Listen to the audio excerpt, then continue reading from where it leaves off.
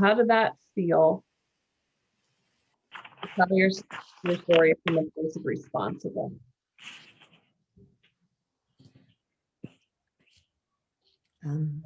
Regrettable. Regrettable? Did you say regrettable? Yeah, All right. Why regrettable? because I could have made different choices. Yeah. So then that's going into victim there. Right? Because that's coulda, shoulda, woulda. That's blaming. That's right here. That's victim. That's blame, shame, justify. That's below the line. This is Okay. responsible. This is below the line. Right? Because you couldn't have made any different choices than you made. So I made the best choices I could at the time. You made your best choice that you could at the time. If you could have made better choices, you would have made better. And when you know better, you do better. How about insightful then? Insightful. All right. I'm going to write insightful. What else? Felt more authentic. Authentic. What else? Mature. Mature. Open. Open. Liberating. Liberating.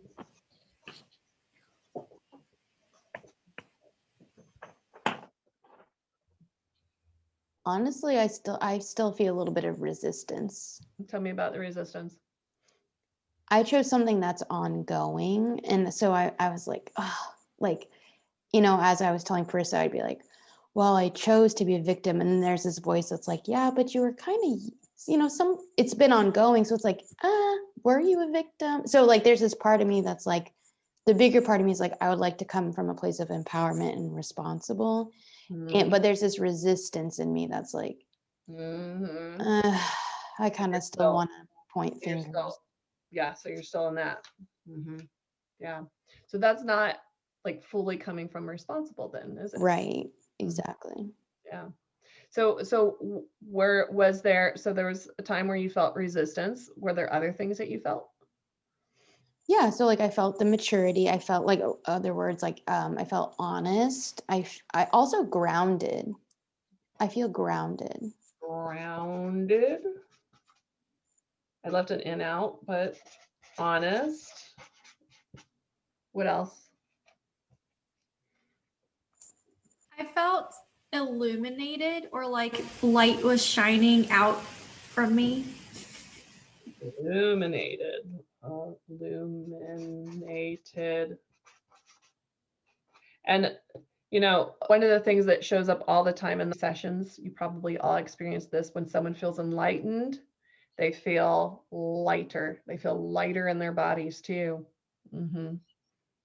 Yeah. What else? Let's fill up this page.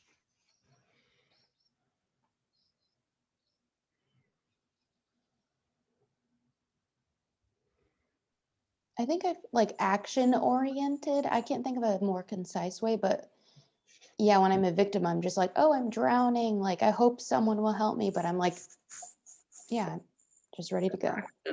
Action. So I'm hearing action, and so like power or empowered. I'm trying to think of like in control. Compassionate. Compassionate. Okay. So we got a full list there. Right? This is what it feels like to come from responsible. This is the reward. This is the reward for coming from victim. The price that we pay, because everything has a reward or a price, right? The price that we pay for coming from responsible is this. The price for coming from responsible is we don't get to live here anymore. The understanding that we want, the connection that we want, the money, being small versus being large and empowered. The price that we pay for coming from responsible is that we don't get to live here. We don't get to experience this. So we have the choice. Which one do we want? Right? This is the realm of choice, not choice. This is powerful. This is powerless. This is the person you want to sit next to at the dinner party. This is the person you don't want to sit next to, right? Unless you're also here, right? But people want to be around this person, right? This is being friends with Oprah. This is being a guest on Oprah, Ah, right? These aren't Oprah's friends. This is Oprah's friend,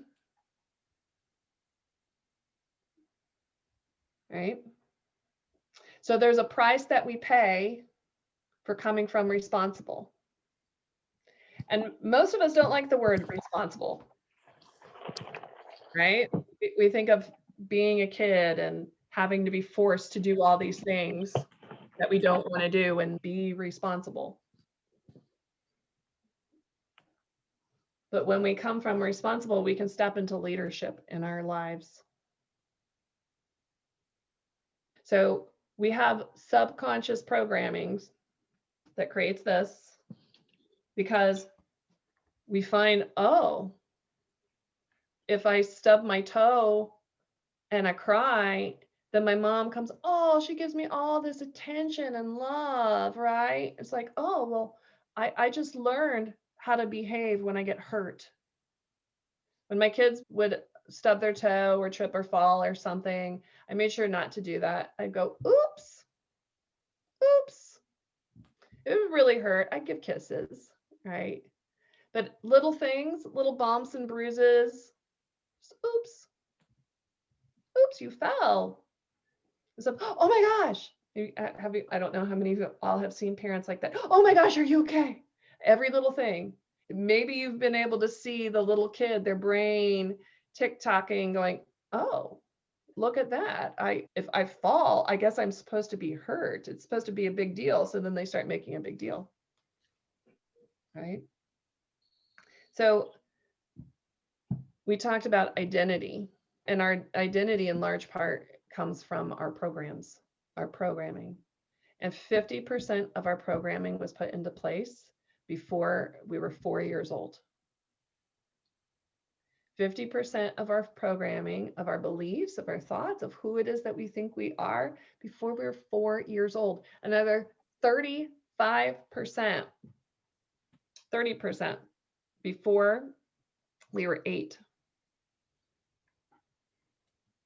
So 80% of who you are, of the decisions that you make, of how you react to the world was put in place before you were 8 years old. So your 8-year-old is driving your car. An 8-year-old is paying your bills or not paying your bills.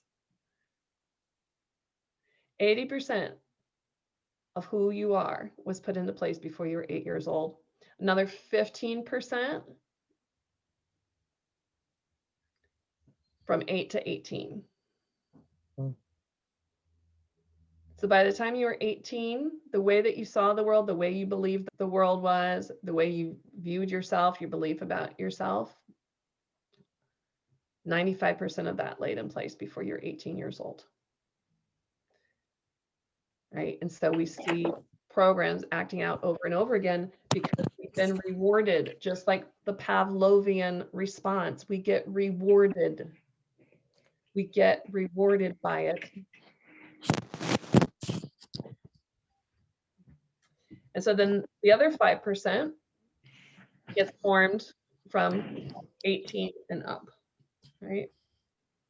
And so when we're coming from a place of awareness, when we're able to look at those subconscious programs, which you all have been doing throughout this process, then those things don't have the same control over us. We don't come from victim. How many of you in the RTT session had more compassion for your parents afterwards or through subsequent coaching?